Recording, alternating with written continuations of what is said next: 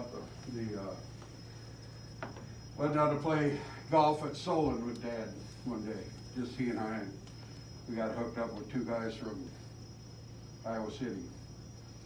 And Dad introduced himself and I introduced myself, and one guy, they got to comparing stories about high school. Well, this guy went to Fairfield, and Dad went to Oskaloosa, and they were rival teams for football. And this guy's like, well, you remember this All-American running back that played on our team? And Dad goes, yeah. The guy denied me my only touchdown. He said, I was a defensive end. And I could hear this guy go, are you Robbie Robinson? And he goes, yeah. And he goes, are you kidding me? I finally get to meet you? I want to know how in the world you got in our backfield and had our quarterback hand you the ball. He said, you had to jump on the line judge. And Dad said, either that or I was real good. And he said, man, I was watching the whole thing. I didn't think you jumped. And he said, yeah, that running back you're talking about ran me down on the 1 yard line and denied me my touchdown. So he was a defender. Yeah. And he was good. He was very good. But he told me on our honor flight, when we went, I chaperoned for his honor flight. Oh, nice. And he told me that he had a scholarship to either Iowa or Iowa State. And he had chose to go into the service when he was drafted to honor his older brothers. Wow. Because they had all been in World War II, and he felt he owed it to them. Wow. So he went, and 9 months later, Keith, his younger brother, went. Both of them were in Stuttgart, Germany. And that's where all of these trips to Germany and everything, definitely it was an honor to chaperone for him there. You know, Mom was trying to talk him out of it because he was so sick and everything. And I said, Dad, yeah, I know you've seen everything in Washington, but you haven't seen everything in Washington where they were praising you for the service that you gave to your country. And he was, okay, all right, I guess I'll go then. And he was definitely ecstatic that he did it. Good. My cousins, I asked my cousins to text me some things about Dad. And they had some coinciding stories as well about Dad.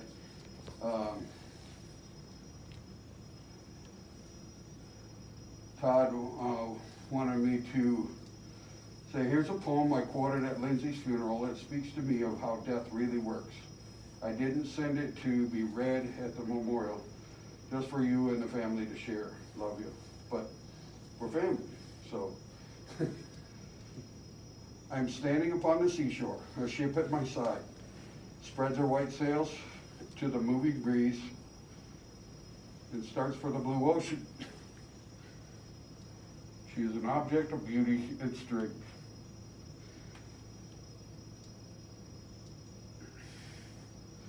I stand and watch her until at length she hangs as a speck, like a cloud, just where the sea and the sky come to mingle with each other. Then someone at my side says, there she's gone. Gone where? I can't read this. You can't see it through the tears. Gone from my sight. That is all. She's just a large mast, all in a spar, as she was when she left my side. And she just is able to bear her load of living freight to her destined port.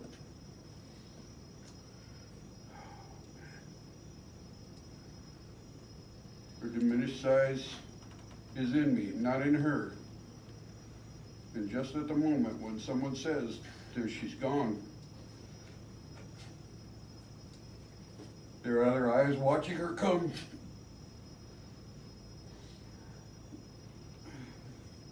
And another voice ready to take up the glad shout, here she comes. And that is died. Death comes in on its own time and in on its own way, and death is unique as the individual experiencing it. beautiful poem. I didn't think I'd be able to get through it. I guess I did. And he also wanted to tell her the story of their fishing trip. So, out of all of the stories Brett listed, the fishing story is the one that I remember the best. And this coincided, Brett remembered it too. It really speaks to me of who Uncle Robbie was as a person. Firstly, who takes his nephews fishing at the break of dawn? I remember your dad saying we had to be ready at the break of dawn. He wasn't going to get us out of bed. So sleepily, me holding my fishing pole, waiting for him to load up some food that Grandma had made for us. I don't think he thought we would be ready. But being a man of his word, he took us. And I remember we had to sneak up on the fish, and he was gonna use grubs or bugs that he found there at the pond. And I wanted to use my new lure that he thought wouldn't work. And the rest is history, yeah. Well, his dad was trying to talk him out of this lure, trying to talk him into the bugs, and he said, no, this is new, I gotta use it. Well, as Brett explained in his email, I think he was really proud that I caught a fish. And it was a big fish. It was like 2.5 pounds. But I think he was a little jealous too. Yes. But it showed to me something I never forgot. Uncle Roland always had time for us. Whether fishing, golfing, or just playing a game, he was interested in me. I learned from him how to have genuine interest in people. Sections when we golfed, and he always sneaked in a smoke on the course, and I had to promise him that I wouldn't tell Mom or Ruth. It's funny knowing what we know now. Also, he had an unwavering love for Aunt Ruth. I'm not surprised he wanted to get his life over with and get on to the next one and get back to his sweetheart. I just hope he wasn't late for his date. Love to you and Carla and all the brothers and the grandkids and everybody. And then Brett had sent, oh, his was an email, hold on. I want to make sure that I read Brett's too, because Brett had about 3 or 4 or 5 things that he just remembered Grandpa about. So, Uncle Robbie was my favorite uncle. I always thought that he was one of the smartest people in the world. He was very talented. He was a very talented engineer and was able to share with me detailed engineering concepts in a very practical way so that I could understand them, even at a young age. Just one example is how he shared with me about the concept of ATM machines 20 years before anybody had ever heard of them. That's because he patented it and then flushed his patent because everybody thought it looked at him like he was from another planet. Nobody even knew. Another thing I loved about Uncle Roland was his crazy and wild side that seemed to pop out whenever our families got together. Yep.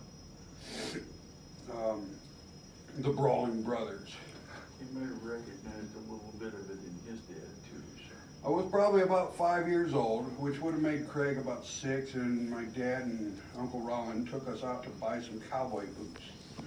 And on the way home we stopped so Roland and Ding could play a game of pool at the local tavern.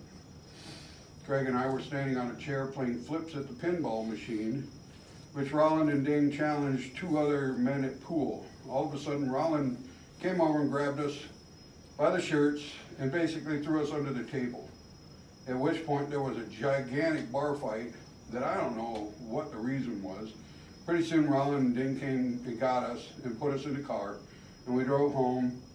We realized that although they had won the fight, we weren't going to be able to spend the rest of the weekend together because moms were going to be mad and break up the party. Sure enough, when we got home, the moms took one look at the dads and were instantly mad. And within 10 minutes, Roland, Ruth, and the boys were on their way back home, and our weekend was ruined. And he said also reference, oh, that was another thing in a golf game, referencing the enlisted club. We played with some guys over at Twin Pines, and these guys were complaining about the enlisted men's club being closed down and turned into a chapel. And Dad said, well, that would have been me and my brother starting to fight with the Air Force guys in there. He said he jumped up on the table and started singing Up in the Air, Junior Birdman. And he said they tore the walls out of that Quonset hut, and the CO turned it into a chapel. He said, well, I got you to thank for that then, huh? He said, Todd and I were staying at Grandma Robinson's while our parents were on vacation. Grandma Robinson fell ill, and Uncle Rollin came to get us in Oskaloosa. On the way to Cedar Rapids, there was a tremendous rainstorm, and there were puddles everywhere. Rollin was purposely driving into the puddles and creating splashes of water. As we approached this man standing on the corner, Rollin rolled down his window and yelled, "Hey, Irvin!" And when the man turned around to look at Rollin, he proceeded to totally drench the man by driving in through the adjacent puddle.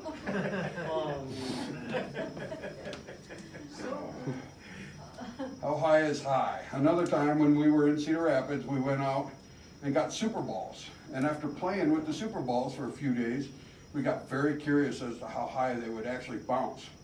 So we started asking Uncle Rollin about what the maximum bounce was for a Super Ball. He said, well, let's test our theories. It's kind of a science experiment. Rollin took us to the upper level of the Roosevelt Hotel parking deck and to help us find out how high the Super Balls would bounce.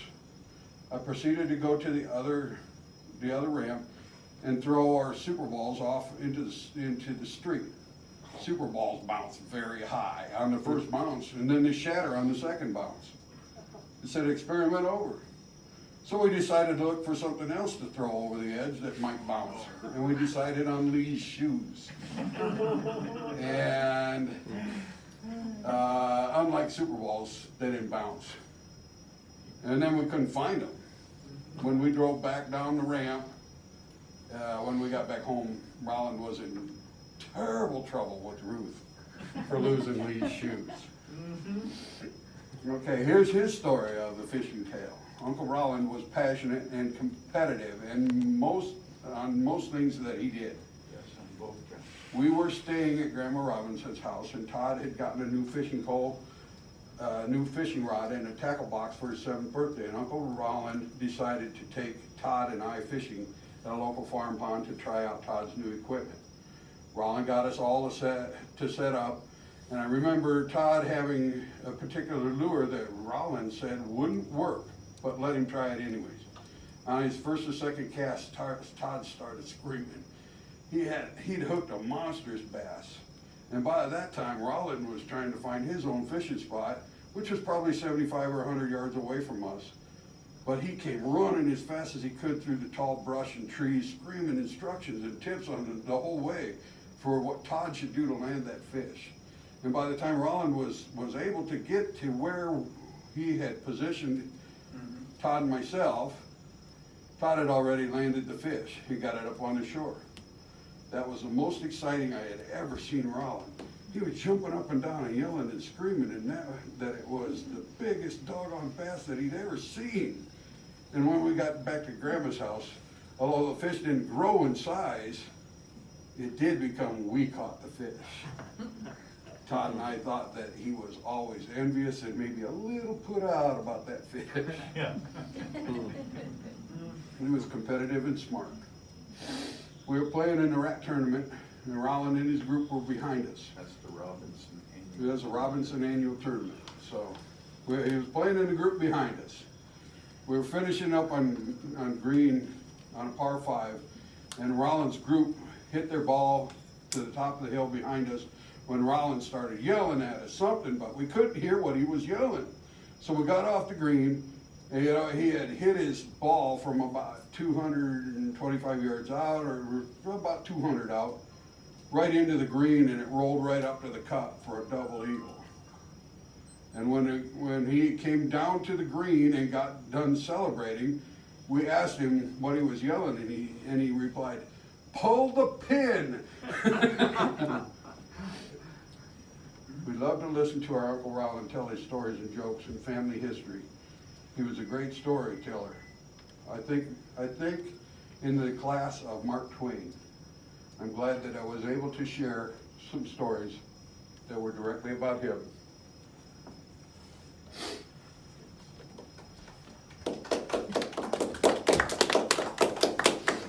Anybody else got something they want to share?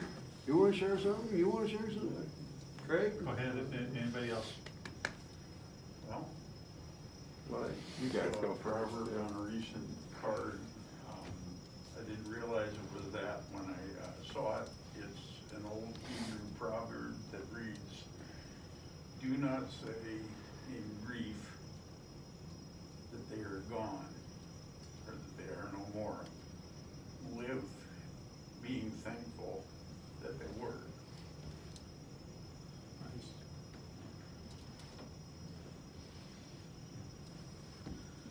Well, I got it.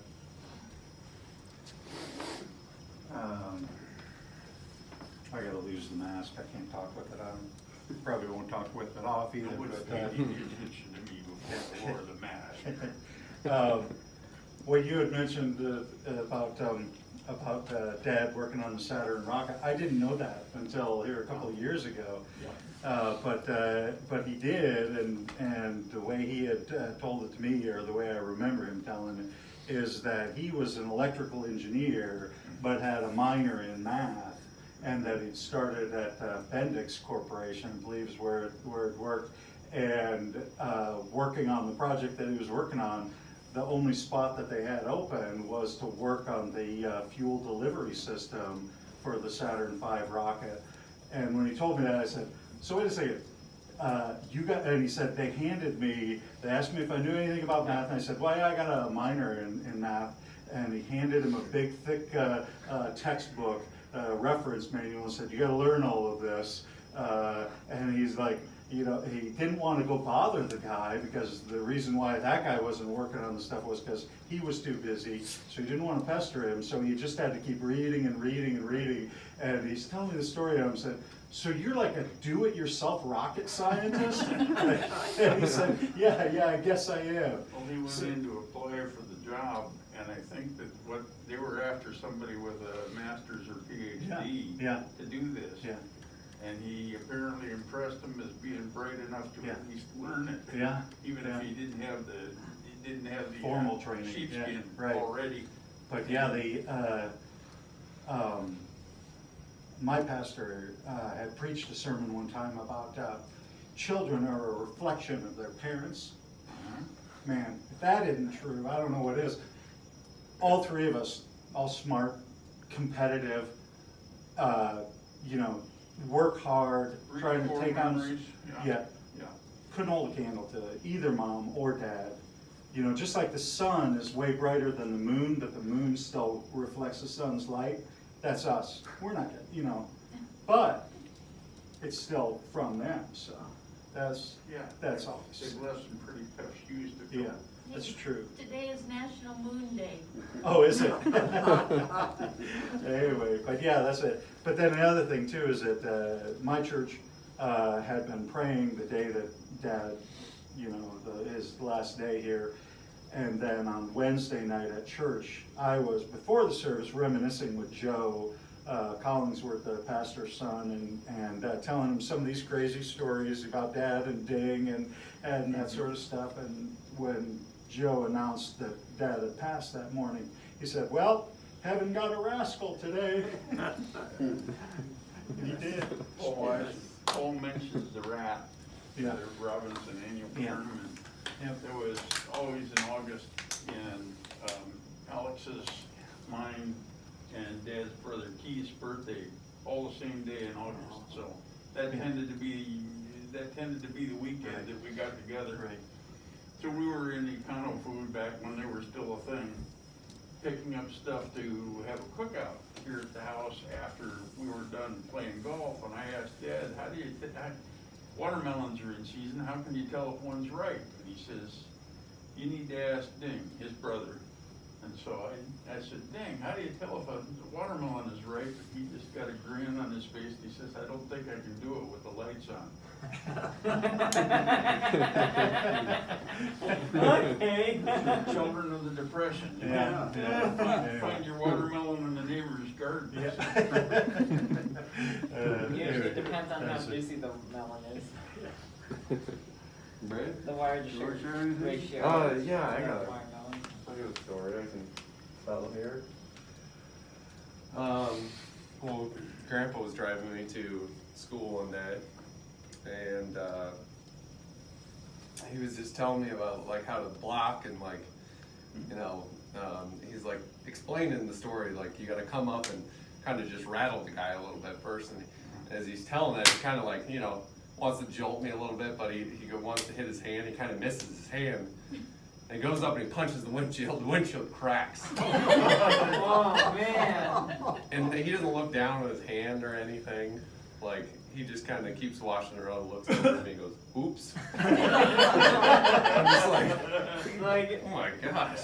But like, I mean, I remembered, like, I was like 14 or 15 at the time, like I said, like, I remembered I had just had a conversation with my dad like a year or two ago, and I was like, it's like, you know, I'm starting to, you know, grow up, be a little bit bigger, I'm thinking I can take the old man, nowhere close at that point, maybe today,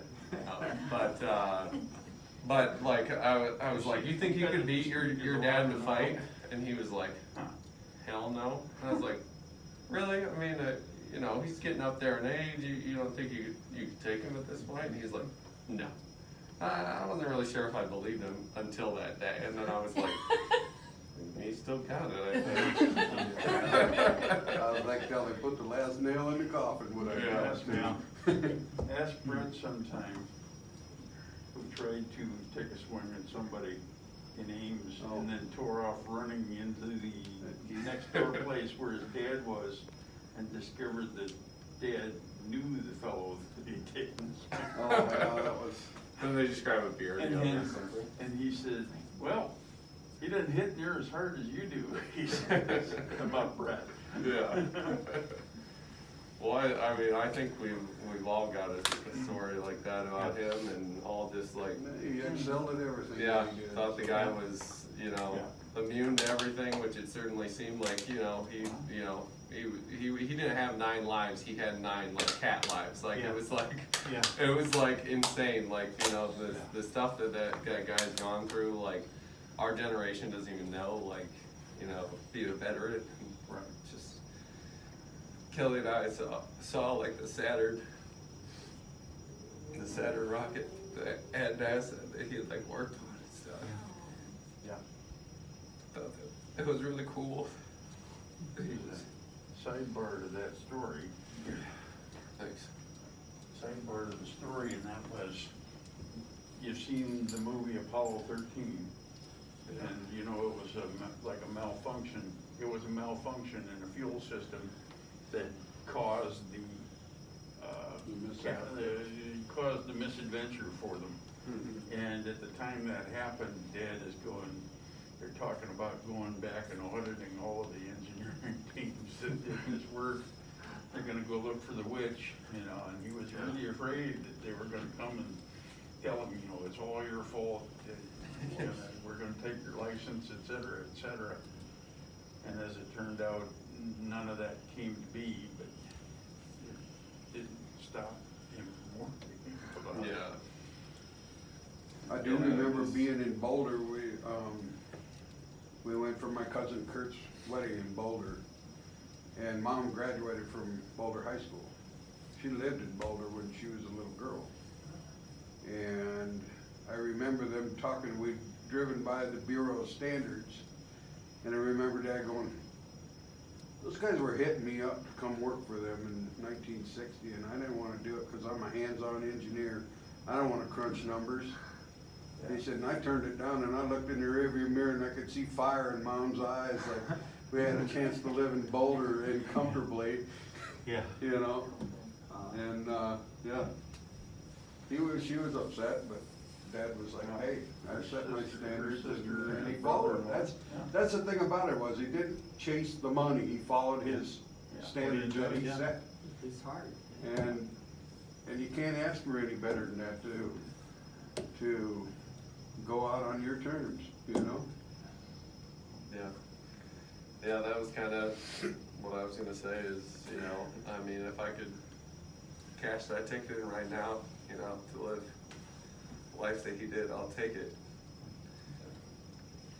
Cause I think we all probably would. I mean, the guy lived a long, fulfilling life, and left a great legacy. It sucks that, you know, I mean, you're doing a great job here, Joe, but it sucks that he doesn't have a funeral like Grandma did, but you know what? He's the kind of guy that wouldn't give a shit about it, so he's fine with it, Yeah. and I think we are too. I think his legacy will be remembered no matter what. Impact all of us every day, so. That's great, thank you. He came back from his wife, from your grandmother's funeral, and he said, you know, the preacher said, you gotta live a life so they don't have to lie at your funeral. Yeah. Yeah. Yeah. I like that. That was his good one. You know, I got to see him the day, he fell in the bathroom, and he just tore his shoulder, he just tore the skin off his shoulder, it looked so nasty. He said, no, it doesn't hurt. He's much more interested in talking about, was it a new great-grandson, grandson? Yes. Yeah. Hudson, yeah. Hudson. Yeah. He had pictures of Hudson, and you know, geez, it just looked raw, it looked nasty, it looked mean and angry. Mhm. He wanted to, yeah, don't fix it, don't worry. He just wanted to show me Hudson. He always said he never felt pain, he could feel pain, so he just, you know, it didn't bother him. He was more concerned about the great-grandchild. Yes, very much so, very much. And, you know, all of you, family was more important to us. I want Craig to tell the story about the convertible coming east out of. Oh, Lord. Oh, yeah, that's a funny one. Tuscaloosa. Yeah, Ben-Hur. Oh, gosh, yeah. My dad went for a ride with a group of friends, high school. Yeah. They traveled out of Oskaloosa going east towards Sigourney on Highway 92. I don't know if you're familiar with it. Just outside of town, a couple of miles, is Lake Keoma State Park. And they're riding in a convertible car. And my dad got out of the back seat and stood on the trunk of the car, okay? While they're riding down the highway. And the fellow who was driving the car, I don't know if he was even aware of what was gonna happen, but he got to the place where the right turn was necessary to pull into Keoma. And he went ahead and executed the turn, slowing down on the highway. And Dad basically left the trunk of the car. He saw it coming, he left the trunk of the car, he was a diver in high school. And so he tucked into a ball like you would in the middle of a dive and expected to go for a ride, and he did. He rolled quite a ways up the highway, tore the back pocket on his pants, and you know, the wallet basically came out, ripped up, tore the soles off of his shoes, ripped up his shirt, scuffed him up on the arms and the head, little road rash. And he said he got home that day after dark. And he stopped at the back door and stripped down at the back door and put all of his clothes under the garbage going out the next day, and went inside and cleaned up. And Grandma didn't know about it until he told her years later when she was almost ready to pass. And she says, there are some things I'm just better off not knowing about. So, He taught us how to tuck and roll. yes. Tuck and roll. Hey, Mitch, you wanna get up and say anything? Or Alex? No? Steve? Anything about Grandpa? You got something, don't you, Mitch?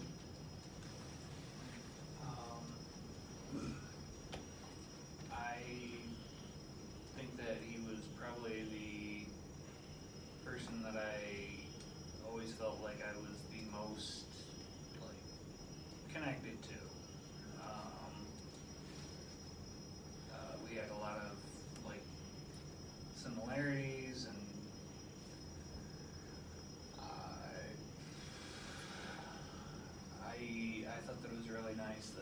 last couple of months that he was around, I got to go up and visit him, and we would watch Grizzly Adams together.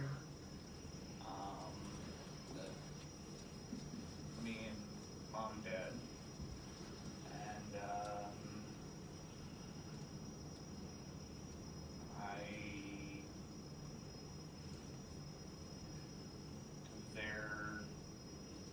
I felt like I could have a conversation with him about anything, and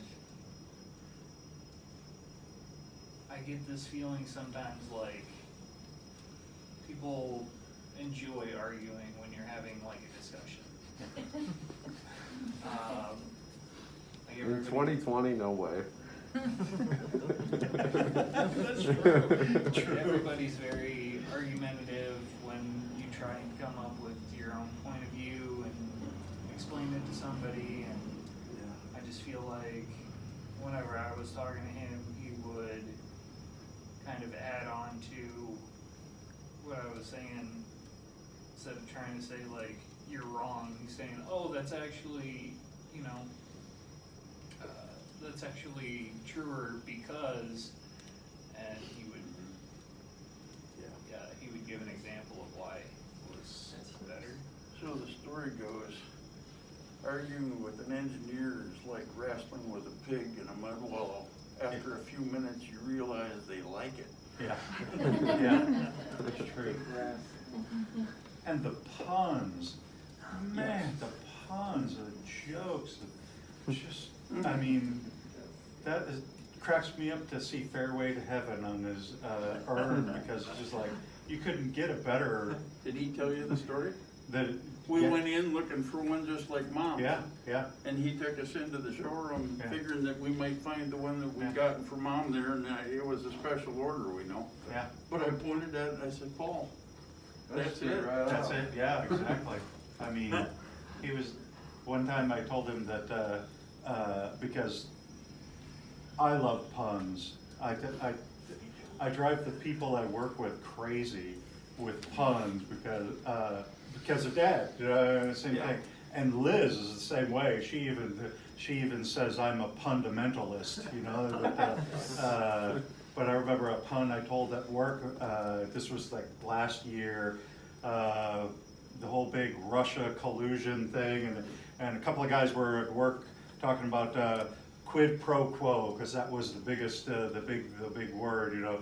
Anyway, I said, that's right, you got quid pro quo, you got a whole lot of quid, and you better get some quo out of the deal, and none of this Bush League quo, it better be some pro quo. Anyway, I told Dad that, he laughed, he's like, yep, that's about right. Yes. Anyway, but yeah, the puns, just I remember that, you know.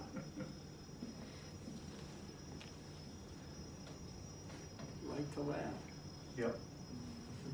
While Dad was doing his work on the rockets, I was about 6 when we moved to Davenport. I remember going to the first grade show and tell one morning with a little aluminum box that he had helped me build. I didn't say build for me, he actually let me do the building. But it was a little battery operated thing that would turn on a light with a switch and turn on a buzzer with a push button and things like that. Hey, switches and lights. I've been hooked ever since. But it's like, who sends a 6-year-old to show and tell with a working switch and light box? Yeah. That he made. Well, yeah, and not long after that, I lost a chain on a bicycle coming downhill and had to basically steer into the curb and take my lumps on the sidewalk. And he showed me the chain came off, the chain's gotta be on for the brake to work. And the reason the chain came off is because something came loose, and here's how to tighten it up, and he showed me how to fix the bike afterwards. Yeah. And I'm still working on my own cars. Yes. Okay, so he started early and reinforced the lesson pretty regularly on you can do whatever you want. You remember the Pinewood Derby cars? Oh, Yes. I remember those, yeah.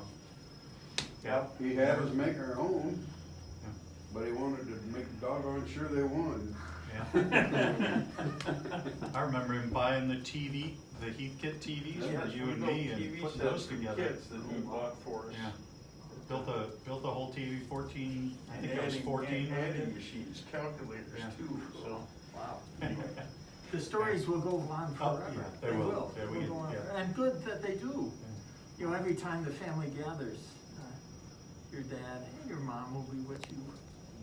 And the values of those stories, every one of them, you know, they're just laden with beautiful values. And, you know, as you pass them on to grandkids, great-grandkids, generations, you know, of course, they're gonna get retold and told and retold. And what a legacy, what a beautiful legacy. So we're gonna go ahead and continue some prayers now. And